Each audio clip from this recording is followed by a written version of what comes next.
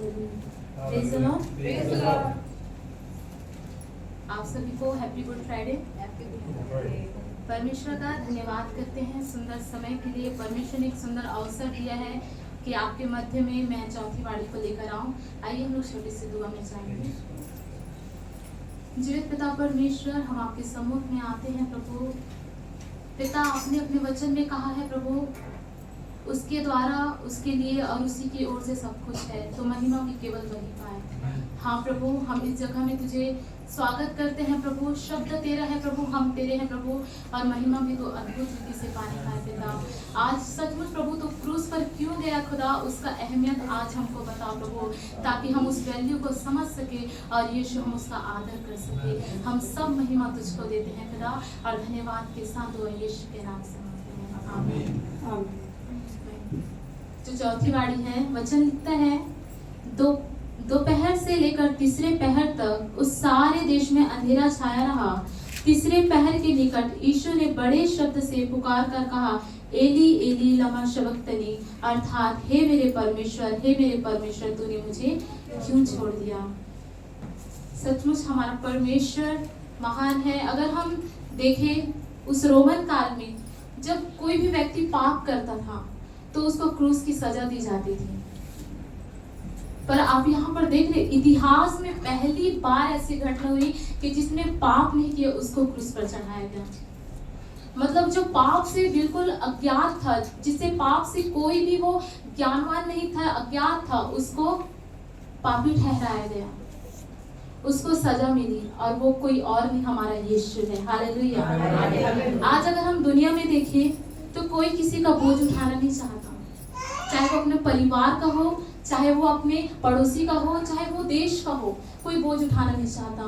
पर वो परमेश्वर ने हमारा और आपका बोझ उठाया, वो भी पाप का बोझ, जिसका परिणाम मृत्यु था। वो पाप जिसमें हम लोग जिंदा रह ही नहीं सकते थे, उस पाप का बोझ उसने उठाया। वो पाप ही नहीं, पर उसने उस मृत्यु का बोझ उठाया। वो परमेश्वर जो इम्पॉसिबल था, अगर वो हमारे लिए बहुत इम्पॉसिबल था, बहुत कठिन था, पर वो परमेश्वर ने हमारे और आपके लिए वो इम्पॉसिबल को पॉसिबल कर दिया। उसके क्रूस में जाने का मकसद यही था, उसका मृत्यु नहीं, पर इसका जीवन था जो उसने हमारे द्वारा किया। अगर हम देखें यहाँ पर एक दूरिया को देख सकते हैं जो एक पाप के कारण से आया था। जो यीशु की दूरी हो गई थी पिता के साथ, वो डिस्कनेक्ट हो गया था, तभी तो वो कह रहा है ना, हे मेरे परमेश्वर तूने मुझे क्यों छोड़ दिया। मतलब पाप का बोझ इतना था कि हम पिता के पास नहीं जा सकते थे। अब वो देखो, उसने हमारे बोझ को ऐसा उठा लिया कि वो पिता से डिस्कनेक्ट हो गया। पाप हमको पिता से डिस्कनेक्ट करता है, हमसे दूर करता है। अगर हम क्रूस को देखें तो क्रूस एक अकेलापन को दिखाता है, क्रूस एक पाप को दिखाता है, क्योंकि सजा दी जाती थी पापी लोगों को। यीशु, हम अभी क्रूस को अच्छा कहते हैं ना, क्यों कहते हैं? क्योंकि यीशु आया। पर यीशु के आने से पहले तो वो अकेलापन और पाप था। अगर हम देखें तो वहां पर यीशु मसीह अकेलेपन में थे, ना उसे नीचे लोगों का साथ था, ना ऊपर परमेश्वर का साथ था।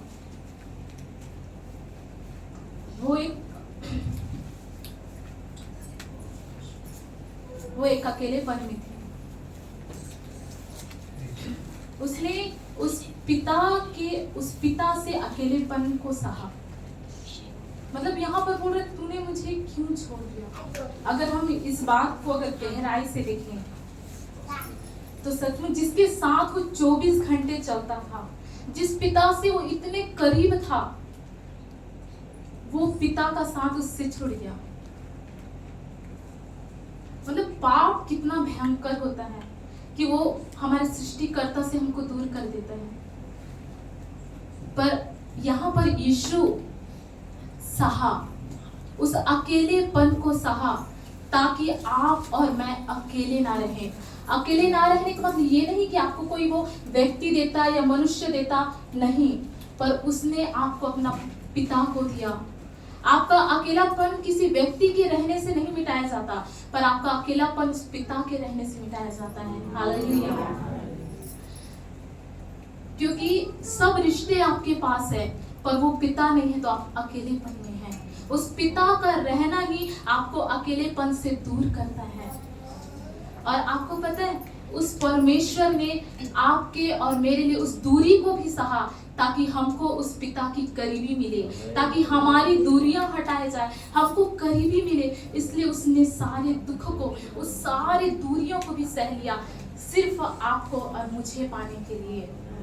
वचन क्या कहता है? 2 कुरिन्थी 5 उसका 21 में जब हम पढ़ते हैं, वहां पर लिखा है, जो पाप से अनजान था उसी को उसने हमारे लिए पाप ठहराया कि हमें परमेश्वर की धार्मिकता बन जाए, कि हम परमेश्वर की धार्मिकता बन जाए।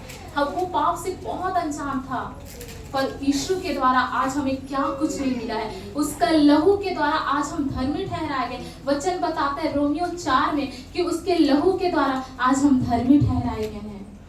यीशु के द्वारा आज हमको क्या क्या मिला है? हमको हमारा मेल मिलाप हुआ है उस पिता के साथ। हमको एक खूबसूरत से रिश्ता मिला है।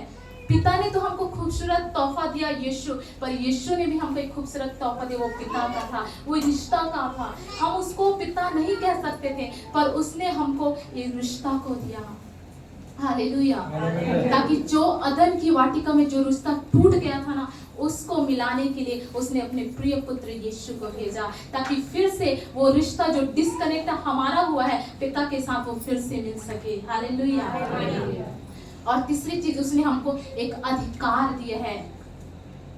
जैसे हम किसी को भी पिता नहीं कह सकते हैं, पर हम उसको कहते हैं जिसका हमारा ब्लड के साथ एक रिलेशनशिप होता है, हमारा डीएनए मैच करता है, वो हमारा पिता होता है ना।